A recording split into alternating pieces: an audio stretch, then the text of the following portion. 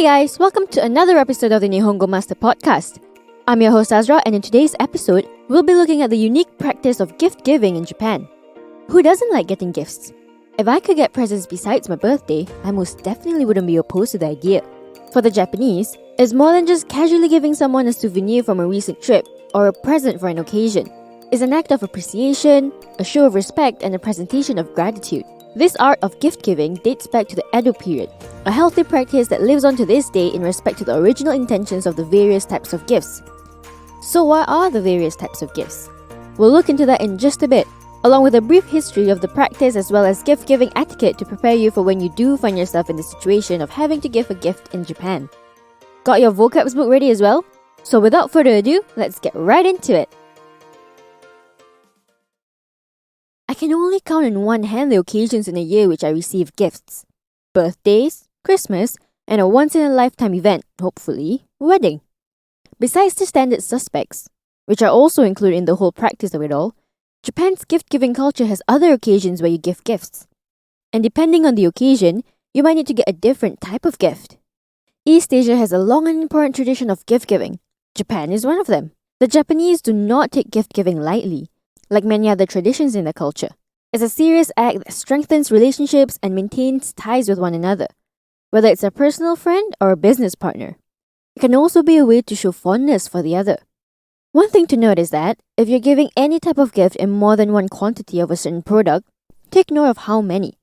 There's a superstition that giving in pairs or some even numbers bring about good luck. Giving in a set of 4s or 9 is seen as unlucky.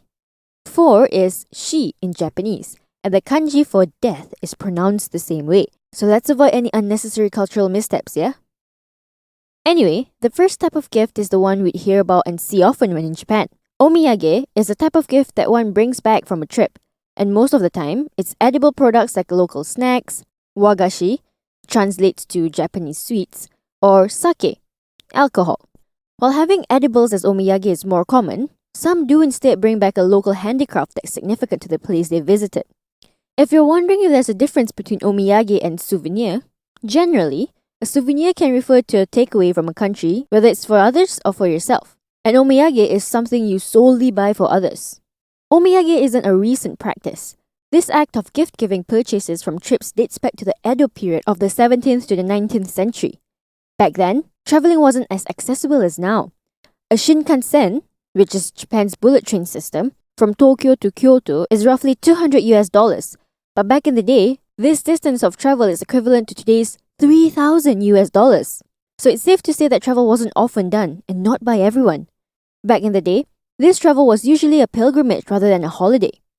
For those who were lucky enough to go on this adventure, they brought back a takeaway from their destination for those who had chipped in for the travel cost of sending them off on their merry way. Edibles weren't the first viable option for omiyage in those days. I mean, fruit preservation wasn't all too common. People were also traveling by foot, and baggage was kept at a minimum. By the time the traveler returned home, all their wagashi would have turned bad. So instead, omiyage came in forms of charms and rice wine cups as they were believed to bring blessings.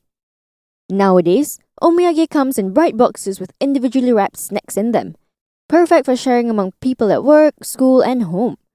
Traveling to a certain area and bringing back a prized delicacy from there, known as meibutsu, is kind of like sharing the experience with them. Say you went to Okinawa. Your Japanese friends back in Tokyo would expect goya or sweet potato-related omiyage. It's more frequent now than ever, but husbands who travel on business will often bring back omiyage for his beloved wife. You might think that that's sweet, but the reason behind it is not at all. Wives would demand omiyage from their husbands as proof that they weren't messing around with a potential lover during the 2 or 3 days that they're gone. Sounds intense, but with the cheating culture rising more and more, who could blame them for being slightly paranoid?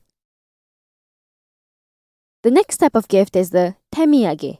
This one's not a gift you give when you went traveling, but rather a gift with a purpose. The kanji for temiyage and omiyage are pretty similar. The only difference is that temiyage has the kanji for hand in it. I suppose it's because it's a gift that you hand it to the person directly. Temiyage is common to give when you Temiyage is common to give when you're visiting someone or a family. If you're visiting someone's home, it's a sign of thanks. Generally, this type of gift conveys your thankfulness for something the person has done for you or will do for you. If it's the latter, you can even add this commonly used phrase when giving it. Osewa ni narimasu. It loosely translates to, thank you and I feel obligated to you for burdening you. You can use this phrase as well as giving a temiyage to a new boss, a new landlord, movers, or a homestay host if you're traveling. It's pretty similar to the Western culture of house gift, where you bring the host of the house a gift when you're invited over. The third and final type of gift is the okaeshi gift. This word translates to return something. Even just from the context itself, you can guess what kind of gift it is. Yep, it's a gift you give in return as a way of saying thanks. Okaeshi gifts can go back and forth for forever, actually, unless one puts a stop to it. The rule to an okaeshi gift is that it has to be about half the value of the original present. So if you got a gift that's generally valued at $100, the okaeshi gift you give back should be about $50. If you're stuck on what to get, alcohol is your safest bet. While you can give okaeshi gifts at any time of the year, there are two specific seasons every year especially for gift giving. Ochugen and Oseibo. Ochugen is set mid-year in summer, starting from the 1st of July to the 15th. Oseibo is set at the end of the year. During these two seasons, Japanese people make their rounds of giving gifts to family, friends, and people who they want to show their appreciation to. We're still pretty early in the year, so you have plenty of time to get your okaeshi and temiyage ready. Don't store the omiyage till mid-year though. That one you can give any time after your trip. Hopefully you get a couple of trips in this year. Here's a quick vocab recap. Omiyage, a takeaway, usually edible, from a trip. Wagashi, Japanese sweets. Sake, alcohol. Shinkansen, bullet train. Meibutsu, specialty from a certain area. Temiyage, a type of gift to show thanks. Okaeshi, a gift to return a gift. By the way, if you haven't checked out our official website yet, why not give it a browse? At Nihongo Master, we offer efficient Japanese lessons that are quick, easy, and fun for Japanese language learners of all levels, from beginners to advanced. Our smart tools will assist you in areas where you need a little bit of a push and congratulate you on the ones you've aced. With a community of over 50,000 Japanese students, you're not alone on your learning journey. Make new friends and improve together with our point system, collecting points as you go along.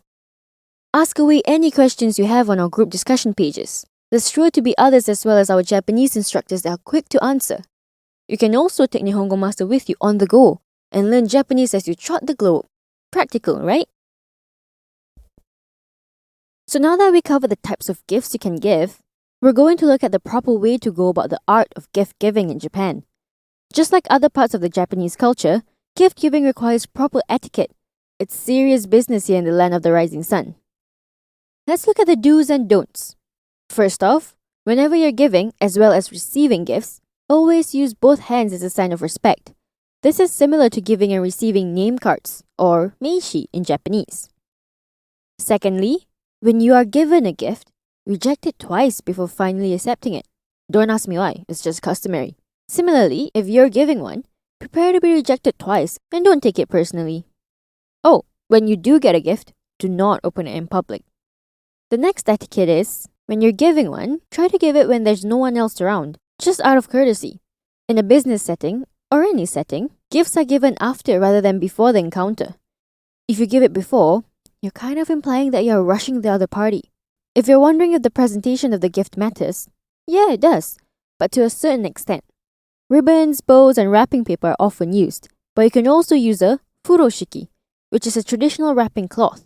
Maybe it goes without saying, but keep in mind of the colors you pick when you wrap the gift. The safest bets are pastels. Bright and flashy iro colors can be interpreted in negative ways, especially red, as it's associated with funerals and sexuality.